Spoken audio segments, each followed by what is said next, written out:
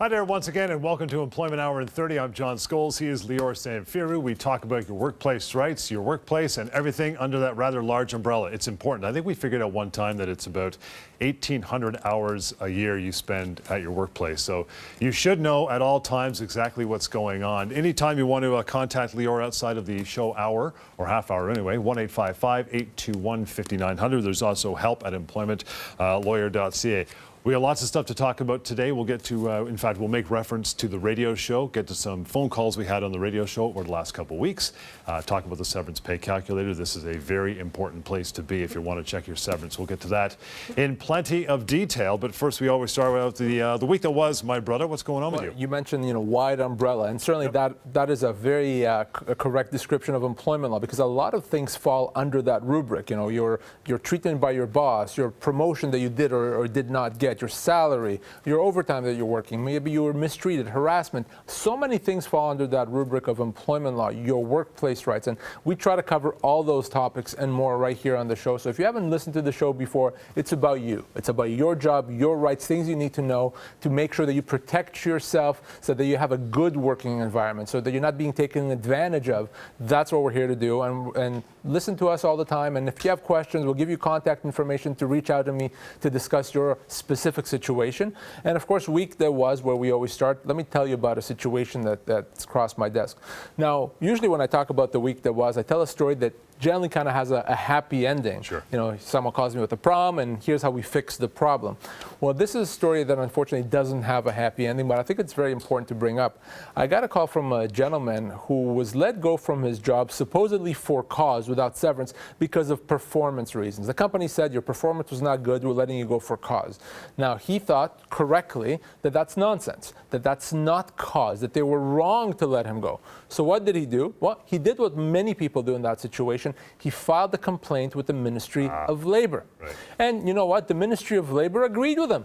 And I said, of course not. They did not have a right to let you go for cause. So we're going to order the company to pay you compensation.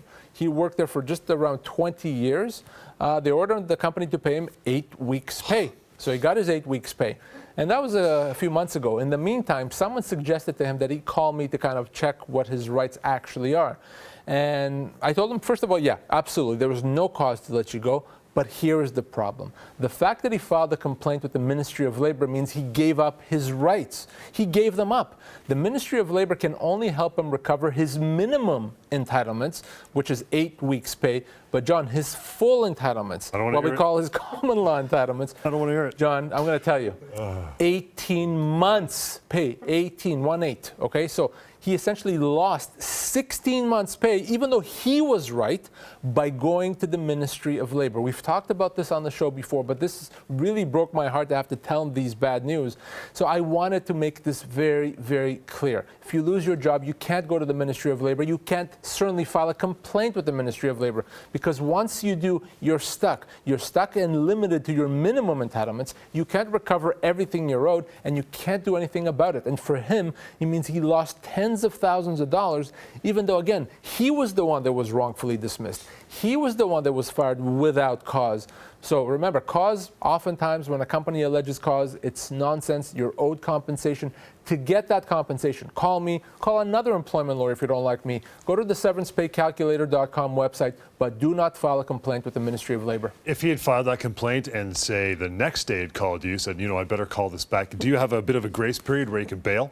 2 weeks, my friend. Oh. There is a 2-week period once you file that complaint to withdraw it. Right. And if you withdraw it within 2 weeks, you're fine. Then you go back to you. Then you can go back to me. You can get your full entitlements. But in this case, no. He was way past that. In fact, the Ministry of Labor had already issued a decision in his favor. So he is stuck. And as bad as this sounds like some sort of an awful movie script. But this happens every single day. Every day, John. People file a complaint with the Ministry of Labor when they lost their job. And whether they realize it or not, they lose tens of thousands of dollars, maybe more, in doing so. Natural reaction. Job, Ministry of Labor. That's where I should go. It's a government body. Absolutely. Most people do that as their first instinct. You can't do that. Again, go there for overtime, go there for vacation pay. Absolutely. Not if you lose your job. Again, 1-855-821-5900. Anytime to get a hold of Lior and the rest of the team. EmploymentHourTV.ca. That is a wonderful website. Lots of resource, a lot of information on there. It is also the key to finding where you can catch our weekly radio show, which we've been doing for years and years, and informing listeners and viewers just like yourself. We play phone calls back here on this show, and we get your opinion and some feedback on them.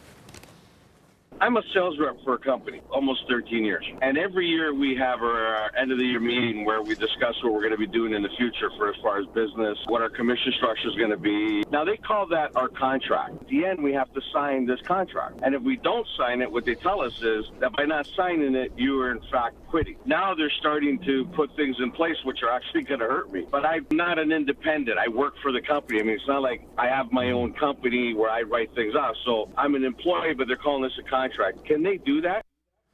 A little bit to unpack here. A lot to unpack, actually. So let's be very clear. If a company, let's start with the easy stuff. If the company changes the terms of your employment in a negative way, you can say thanks, but no thanks, because they don't have a right to do it. The company doesn't have a right to change the terms of your employment negatively. They can't change your compensation, they can't demote you, they can take away responsibilities, etc. Can't do that. So if they want you to sign something saying that we're going to do that, well, why would you agree to it? Right. And by not signing, you haven't actually quit. You haven't. You've simply said, no, I'm going to continue working. If they let you go, that's a without cause termination, you get your full severance. So you haven't quit.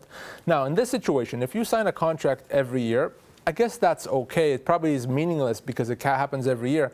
I would say very simple. If you're comfortable with what they're offering, don't rock the boat, sign it, no big deal. If you're not comfortable, say so and tell them what you would be comfortable with. And if they don't agree, you say, no, I'm not going to sign it, and they can't punish you. That's not cause, that's not a resignation. It's nothing that you've done wrong. If a company wants you to sign an agreement, be very concerned. Let's read what it says. Usually it's bad news. You'd rather be working on a handshake. Okay? You'd rather be working with a little paragraph saying, here's your job and you're starting Monday, rather than actually have to sign a full-blown contract. If you're an employee, it's always going to be better for the employer for you to sign a contract. Now, in that phone call, he didn't mention anything about filing his own taxes or anything like that, but it almost sounded like he wasn't sure whether they're treating him as a contractor or if he was a full-time employee. Well, he's an employee. Yeah, he's an employee. In fact, he said he's been there for 13 years. So if they do let him go, let's talk about what he's actually owed. I mentioned the SeverancePayCalculator.com website. So I put his information into the Severance Pay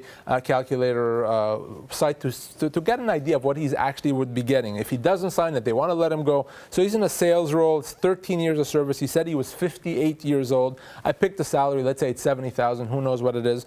But he's owed right around 16 months pay. 16 months. That's what it would be at stake for him. And by the way, if he had gone to the Ministry of Labor, he potentially would get as little as 8 weeks' pay. So that's, again, another example why you can't go to the Ministry of Labor, why you got to go to the SeverancePayCalculator.com site. Call me, call another employment lawyer if you want, but that's what you have to do. EmploymentHourTV.ca. Again, that is where you can find a list of places and radio stations where you can catch our radio show. Phone call number 2. Let's get to it. My wife's position, she's a salaried employee. She's supposed to work 40 hours, but there's weeks where she goes over. I don't know exact hours that she might work, but she says she's not entitled to overtime. She's an assistant to the manager. Now, she's told me that it's worked into her contract stating that she doesn't get it. There's a misconception number 3026, salary and overtime. Absolutely. Right? So let's be very clear. If you're owed overtime, but you sign a contract that says you're not going to get overtime, that contract is not worth the paper it's written on. The law decides if you get overtime. You don't get to decide. The company doesn't get to decide. So in this case, she actually signed an agreement, probably when she started, saying, we're not paying overtime. Too bad. If she works overtime, they have to pay overtime. Now, overtime is paid for hours over 44 hours per week. Anything over 44 hours is time and a half. It's the same if you're a salaried employee, it's the same as if you're an hourly employee. So she gets overtime. In this case, I told her when she called us live on the show, is she can file a complaint with the Ministry of Labor. I can help her if she prefers.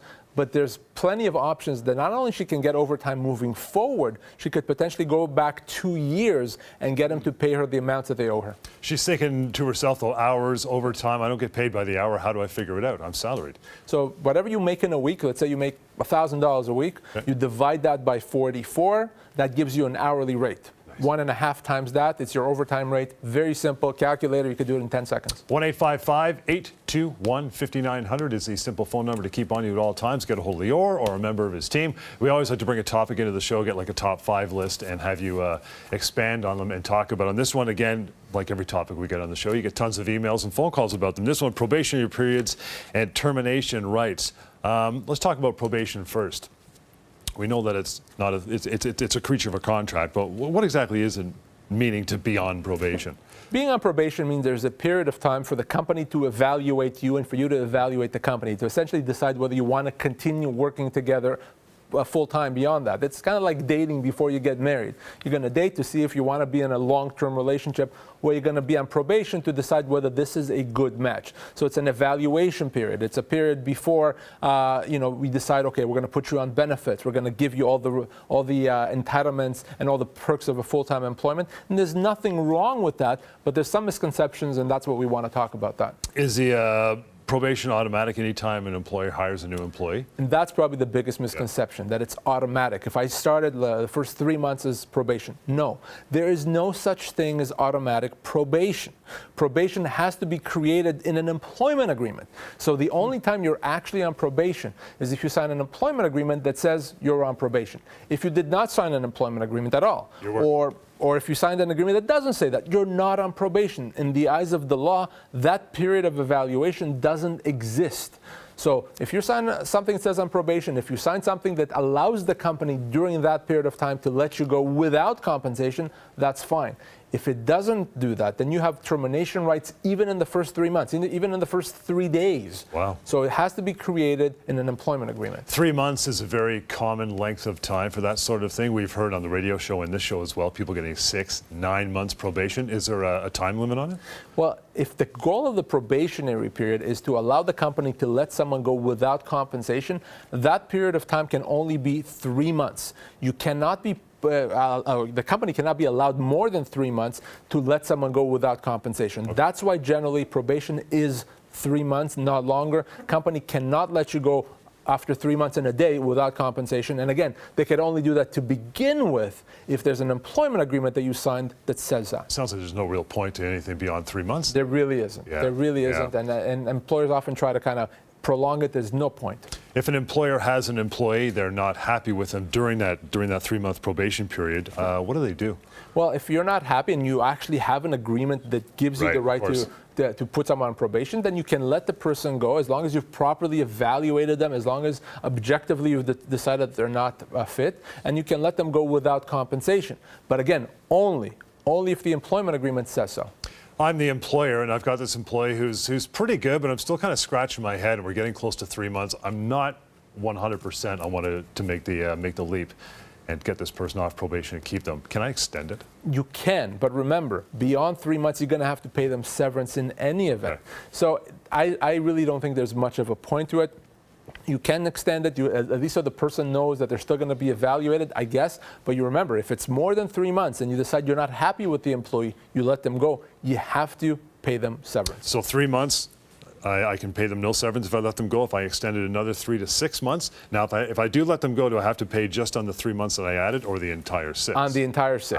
And one thing I want to mention here, John, is short service employees are treated probably disproportionately better than long service employees. So you may have worked for the company for 4 months, and you could be owed 2, 3, 4 months of severance. Again, this is not a mistake. You didn't hear me wrong. You could be working for 4 months and get 4 months severance, sometimes even more than that. So don't assume that just because you're a short service employee, I just finished my probation. Don't assume that you don't get severance. Not only do you get severance, usually that severance, the amount of it, is going to be measured in months. Is there situations where an employee, or at least potential employee, should refuse a probation? Well, very, very much so. If you are leaving a secure job, let's say that, to join another company, don't agree to be on probation. Why leave a secure job to join a company just to be on probation? Bad idea, because then if they let you go for whatever reason, you're left holding the bag and you left that secure job. Bad idea. If the new company wants you, well, then they should share that risk. They shouldn't just put you on probation. The other situation is if you're already working for the company, you've been there for a while, now they want to put you on probation. That's nonsense. It doesn't work that way. You can't just put someone on probation all of a sudden. You can put someone on a performance improvement plan, etc., not on probation. So if you just left a secure job, don't accept being on probation. If you're already working for the company, don't accept being on probation. And if you are working and the company wants to put you on that probation, call me. Let's talk about that. Can they do it legally? They really can't. That could be a constructive dismissal by putting someone on probation.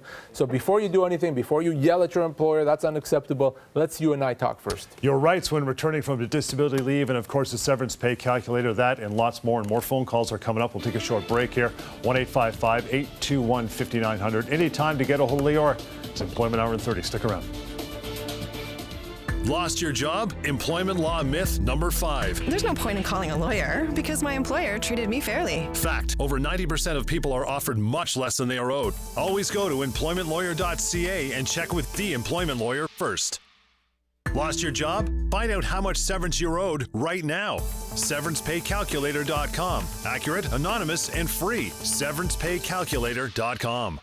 Lost your job? Employment law myth number 9. I can just call the labor board instead of a lawyer.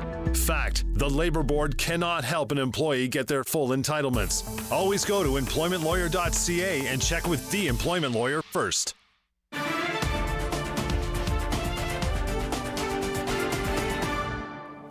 Hey, welcome back. Employment Hour in 30. John Scholes, Lior Samfiru. This is the part of the show where we talk about something you invented and created. SeverancePayCalculator.com. You want to find out, you should go there, exactly how much severance you should be owed. SeverancePayCalculator.com. Over 500,000 souls have been saved, potentially, by using this particular app, particular website. Again, it's good for your desktop, your PC. You can do it on your phone, your tablet. Doesn't matter. Give me some details on it. Well, I started off the show today by saying you cannot go to the Ministry of Labor if you lost your job. Well, instead of that, the easiest thing you could do, grab your smartphone, grab your tablet, grab your desktop, and go to SeverancePayCalculator.com. It's a free tool that I created. Anyone can use it. There's no strings attached to it, and it takes seconds. Once you go there, you're going to be asked a few questions. What is your age, how long you've worked, and what type of job you have, and that's it. You're done. It's going to tell you whether you're owed 20-month severance, 2-month severance, or anything else in between. It's so easy to use, and if you have that, that is what your full entitlements are. That's the difference between using the Severance Pay Calculator and going to the Ministry of Labor. Because unlike the Ministry of Labor that can only advise and help you get your minimum entitlements, the Severance Pay Calculator shows you your full entitlements, what you're actually owed. So check it out right now. Again, spoiler alert, it's a heck of a lot more than a week per year or 2 weeks per years of service. You may not have lost your job yet. You're just curious, or you know someone that lost their job. Again, SeverancePayCalculator.com. It is free of charge, by the way. There's absolutely no charge. You couldn't pay for it if you wanted to. We should fix that. But you can pay for it if you wanted to. And at the bottom, if you so choose, there's a contact button. We'll send your results off to Lior. If not, you'll walk away completely anonymous with the knowledge in your own hand. I'm going to throw an example at you and see what you think. Hired a new IT company as a senior manager, earning $82,000 a year. Just 10 months, they decided to immediately replace this person. They send them packing out of there without any advance warning or severance. Are they owed anything? Well, you know, we talked about the idea of short service employees. Yeah. And how they're treated disproportionately better. That's a good example. Someone that only worked for 10 months, less than a year. Often, if you go to the Ministry of Labor with that, they'll give you 1 week's pay. 1 week's pay. That's it. Yeah. Those are your minimum entitlements. But of course he's owed severance. So to see what his full entitlements are, again, this is a 10-month employee. Let's plug that information into the SeverancePayCalculator.com website, and let's see what the actual amounts are. So you can see that on the screen right now. He's a manager, 10 months of service. I picked an age, let's say kind of 46, nice age. Salary of $82,000. Well, someone in his situation gets anywhere from 3 to 6 months pay, and it'd probably be closer to 6 months, John. So think about that at a salary of $82,000. The difference between 1 week and 6 months pay. That difference is $40,000. So that's why the severancepaycalculator.com works. That's why it's important. That's why if someone did that, if this is if you're in that situation 10 months and you go to severancepaycalculator.com, now you know. Now, oh, okay, I'm not going to accept a week or 2 weeks or 2 months pay for that matter because I'm owed as much as 6 months pay. So check it out. Never mind the dollar amount. Imagine this person's got a family, a mortgage, they got to pay rent. It's like I got 1 week's pay, then I got to hit the ground running, or I got 6 months pay. Yeah. Who's going to find a job in a week, John? It's impossible. Yeah. That severance is your cushion. It's your lifeline. It's what you need to have while you're looking for another job because your bills are not going to stop coming. Your financial obligations are not going to end just because you lost your job. That's what that severance is so important. So severancepaycalculator.com. EmploymentHourTV.ca as well, another website, again, as I mentioned in the first part of the show, a good resource to find where you can catch our radio show every week that we've been doing for years and years. Some good information and some great phone calls come through that show. We'll get to another one. I know you want to comment on it, Lior. I have been off work now for 3 years, and I've got long-term disability for 2 of them. I'm actually fighting it now to get my benefits reinstated. Now, if at some point I get better, does the company have to take me back on my job? That's a very good question. So I'm actually going to address the first aspect, the being cut off of disability. Let me address that first. It's very, very common where you're off on a disability leave that after 2 years the insurance company is going to cut you off. We don't need to get to the technical reasons why on this show, but suffice it to say that that's very common. The fact that they want to cut you off or they're actually cutting you off doesn't mean that they're right. In fact, in most cases, they're wrong. They shouldn't be cutting you off. And what you can't do, because it's frankly a waste of time, you can't file the internal appeal that they have. It doesn't do anything. You have to send a stronger message. We deal with that. If you have any questions, call me. I'll connect you with one of my colleagues. So that's very common. If you get cut off your LTD, you've been, whether it's after a month, 2 months, 2 years, call me. But beyond that, you're on LTD, you're getting better, you're happy, you call your employer and say, okay, I want to come back to work. Yes, they have to take you back, and they have to take you back to your old position if at all possible. Now, if they can't because that position doesn't exist anymore, okay, they can let you go and then they can pay you your full severance. They can't, though, make that decision because you're on disability. They can't say, well, we don't think you're reliable, so we're not going to bring you back. That's a human rights violation. If the reason is legitimate, maybe they've restructured, okay. Generally, the rule is if you're on a disability leave, doesn't matter for how long, they have to take you back to your old position with the same pay. If they don't, that could be a termination. That could be a human rights violation. You got to get on the phone and call me or email. Coming up, refusing a new job at your same company. That's on the way. 1-855-821-5900 and help at employmentlawyer.ca as well. Employment Hour in 30 continues. Hang on. Lost your job? Employment law myth number 9. I can just call the labor board instead of a lawyer. Fact: the labor board cannot help an employee get their full entitlements. Always go to employmentlawyer.ca and check with the employment lawyer first. Lost your job? Find out how much severance you're owed right now. Severancepaycalculator.com. Accurate, anonymous, and free. Severancepaycalculator.com. Lost your job? Employment law myth number 5. There's no point in calling a lawyer because my employer treated me fairly. Fact: over 90% of people are offered much less than they are owed. Always go to employmentlawyer.ca and check with the employment lawyer first.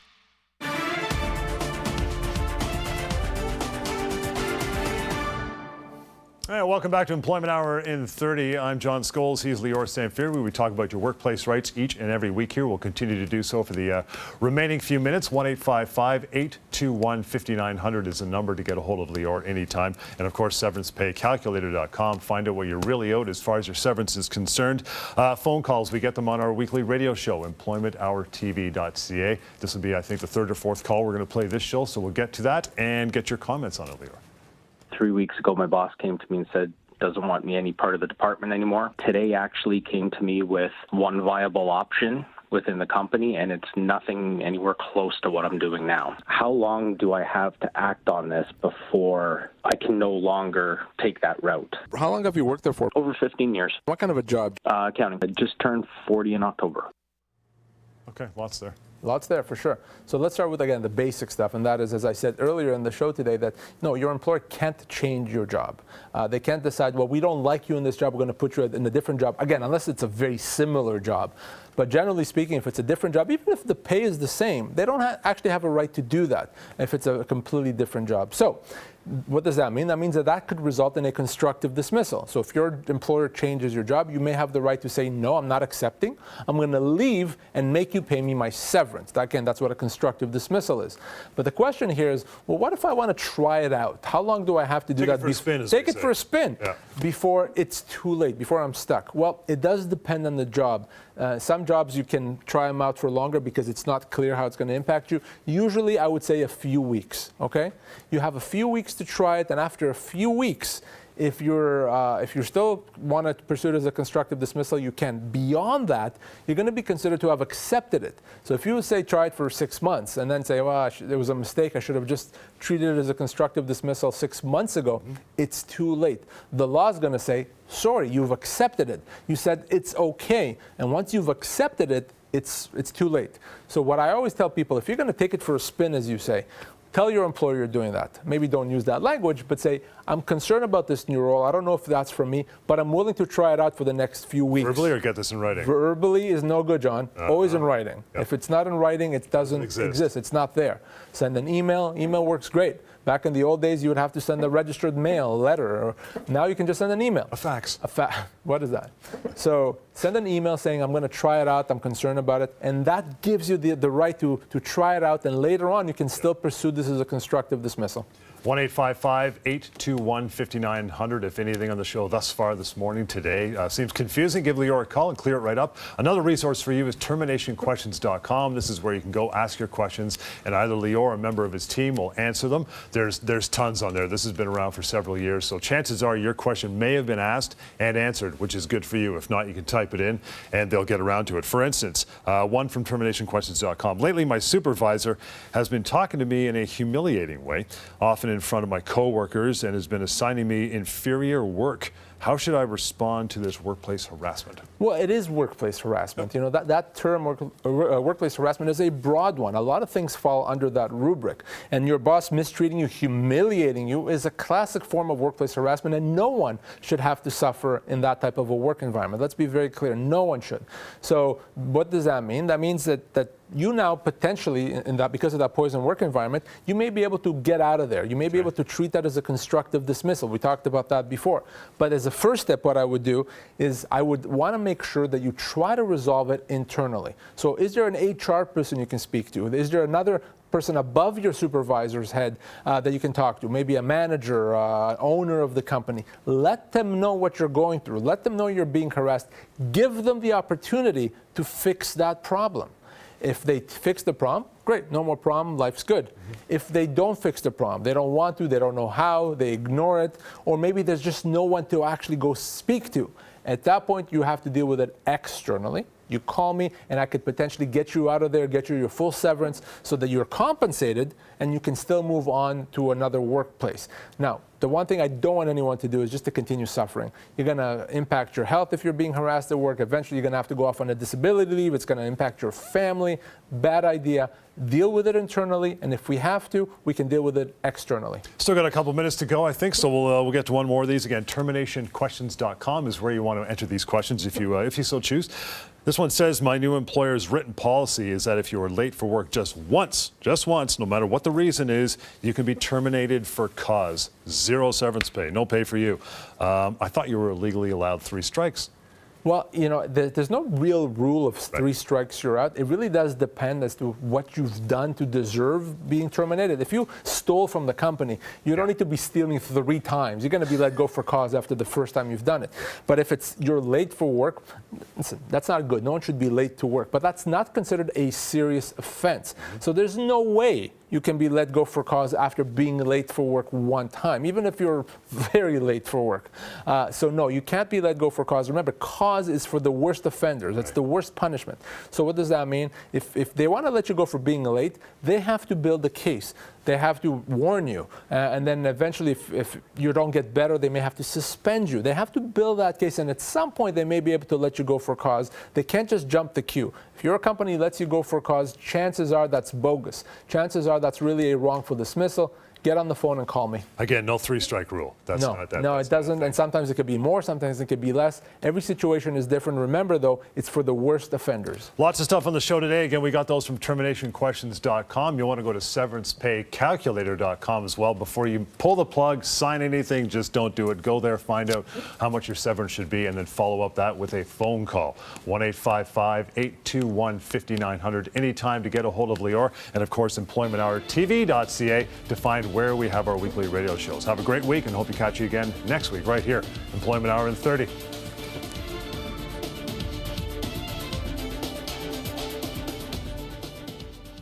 Closed captioning of this program is brought to you in part by SeverancePayCalculator.com. Find out how much you are owed right now. SeverancePayCalculator.com.